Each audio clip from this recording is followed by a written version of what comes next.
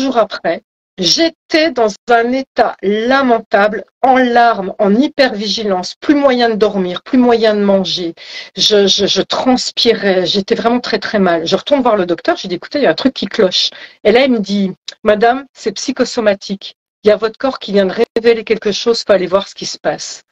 Et au moment où il m'a dit ça, j'ai pris conscience, je me suis rappelé, tout est revenu. Alors, c'était pas enfoui très loin, hein. Déjà la mémoire de violence absolument physique et verbale de mon père, de mes 5 à 20 ans, mais c'est surtout, je me suis rappelé ce que l'amnésie traumatique enferme chez certaines personnes, c'est que j'ai vécu l'inceste de la part de mon père aussi. Et donc là, si vous voulez, ces 21 clés m'ont permis d'être assez stable et sereine pour découvrir les horreurs qui se sont passées dans ma famille, pour après refaire un cycle de 21 clés pour renaître encore une fois moi-même. Et si vous voulez, dans la clé 3, je parle de l'importance qu'il y a de pardonner son bourreau. Et ben moi, quand j'ai fait la clé 3, je me disais, c'est pas pour moi, c'est pour les autres. Et moi, je disais, bon, j'ai pas de bourreau, moi. Et je fais une petite parenthèse parce que c'est assez fou. On fait l'interview ensemble, on part, on échange. Et Sandrine me dit exactement ce qu'elle dit là. Elle dit la clé 3, elle dit voilà, je l'ai faite parce que je pense que c'était important, je l'ai canalisée.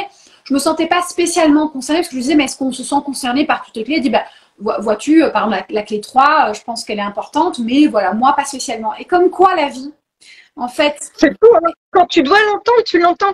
Bien sûr. Et quand tu n'es pas prêt à l'entendre, tu l'entends pas. Parce que c'est peut-être pas encore le moment. Exactement.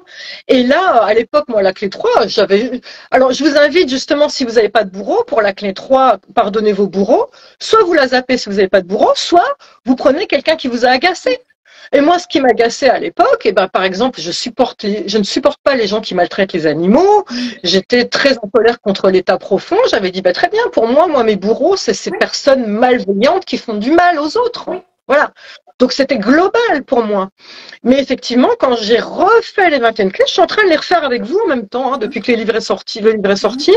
Et là, oui, j'ai trouvé quel était mon bourreau. Et je peux vous dire qu'il a fallu que j'aille le voir en face. Et c'est surtout là où ça a été dur, dans ce deuxième round de 21 clés qui m'a concernée. C'est ce qui est dur pour chacun d'entre nous. C'est la clé 13 et 14 qui remonte le temps pour aller voir la petite fille ou le petit garçon qui a été blessé par un abus, une violence, que sais-je. Parce que moi, en tout cas, pour être une guerrière, je l'avais laissé de côté. Ouais. J'avais nié, j'avais dit, ouais, tu peux toujours me crier dessus, tu peux toujours me faire ci, tu peux toujours me faire ça, je serai plus forte que ça. Et ça m'avait donné de la force de guerrière. Donc moi, je n'ai rien contre. Mais à un moment, il y a quand même une petite fille qui reste sur le carreau qu'il faut aller voir. Oui. Elle est à l'intérieur de nous. Et c'est assez... On va pas la voir, elle est, hein. Bien sûr. Et c'est ça le truc complexe parce qu'on en parle beaucoup dans les soins. Enfin, pour ceux en tout cas qui ont eu l'opportunité de faire des soins holistiques, il y a un moment donné, on vous demande d'aller parler à cette petite fille. C'est toujours extrêmement difficile parce que vous dites, mais c'est qui cette petite fille? Bon, maintenant j'ai 20 ans, j'ai 30 ans, j'ai 50 ans. Et en fait, cette petite fille, c'est vraiment celle qui a été terriblement traumatisée, dont on ne s'est pas occupé parce qu'il fallait avoir ce mécanisme de protection. Donc, c'est celui qui nous protège et qui nous permet de tenir, d'avancer. Et c'est superbe. Et il faut le garder, ce mécanisme. Mais qu'une fois qu'on n'en a plus besoin, ça allait retourner et dire, reconnaître. Moi, je me souviens qu'une amie me disait, mais ça a dû être difficile quand même de perdre tes parents si jeunes. Et moi, je dis, oui, je sais pas, oui, c'est mon histoire.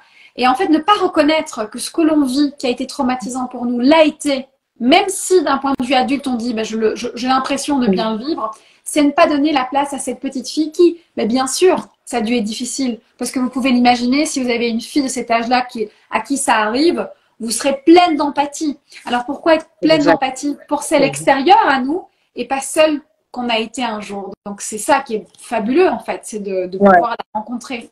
Et là où tu as raison, Tatiana, c'est qu'il y a deux cas de figure. Hein. C'est que on peut continuer dans le déni en disant mais non, il n'y a pas de petite fille en moi qui souffre, hein. C'est bon, j'avance.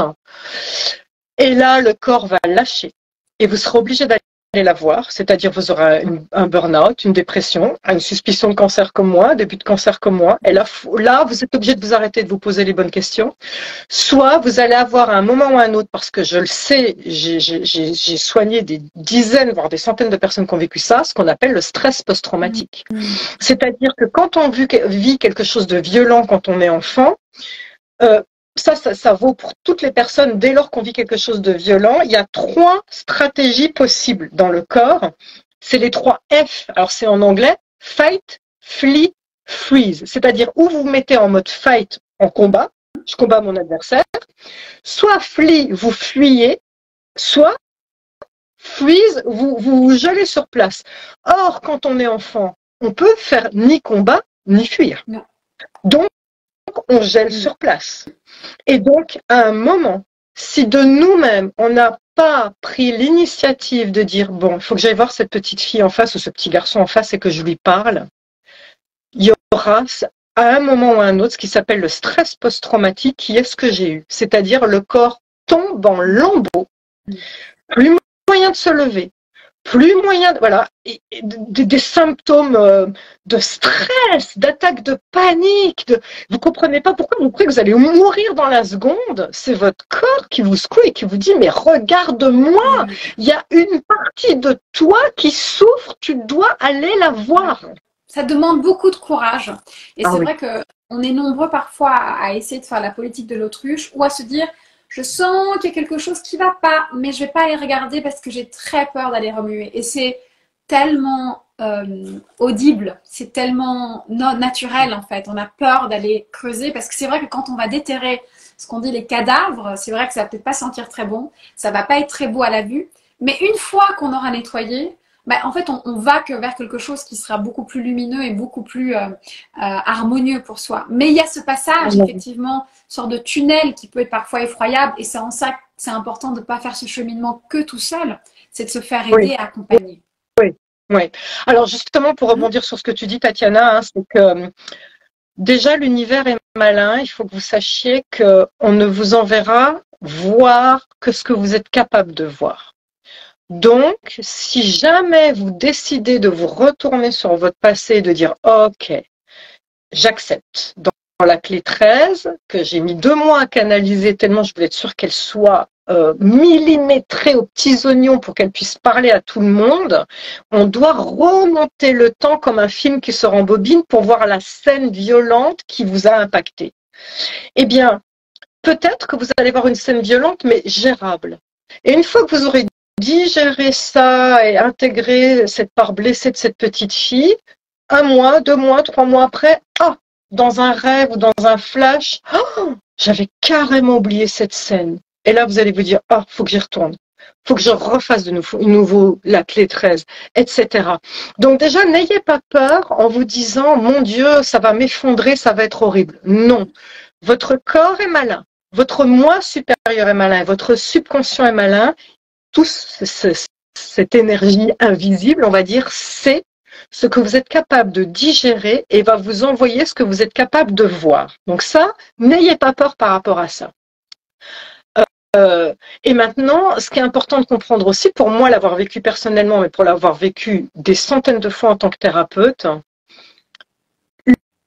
le but de cette vie est de se sentir unifié. Et tant qu'on ne va pas bien, on est fractionné. D'ailleurs, les victimes se dissocient. C'est un truc qui est bien connu des thérapeutes. Donc, tant qu'on ne va pas bien, on est fractionné. Et n'oubliez jamais que c'est logé dans votre ventre, le centre, comme par hasard, de l'émotionnel, notre enfant intérieur, c'est-à-dire la partie créative, spontanée, joyeuse qui est en nous, qui est l'enfant en nous, est logé dans notre ventre. Et bien dans notre ventre, le centre de nos émotions, il y a peut-être une petite fille blessée, un petit garçon blessé, qu'il va falloir aller soigner, réintégrer. Et là, quand on est unifié, mais là, ça donne une force, mais décuplée, parce que là, enfin, on peut tout oser. Vous voyez ce que je veux dire? C'est extraordinaire. Et puis, cette petite fille, elle peut être aussi une grande force, parce que l'enfant, il a aussi un côté très joyeux, très léger. En fait, quand on lui redonne toutes ses vertus et qu'on le libère de ses traumas, il peut être cet élément qui est en nous et qui dit, bon, ben en fait, c'est quoi, je vais rigoler d'une situation. Je vais pas prendre les choses trop au sérieux. Mais à partir du moment où on se positionne que en tant qu'adulte et on rejette l'enfant, ben on rejette ce côté plus léger parce que l'enfant a ses qualités, notamment aussi une forme d'insouciance que l'adulte n'a plus du tout. Donc l'intégrer, c'est inviter à retrouver cet équilibre.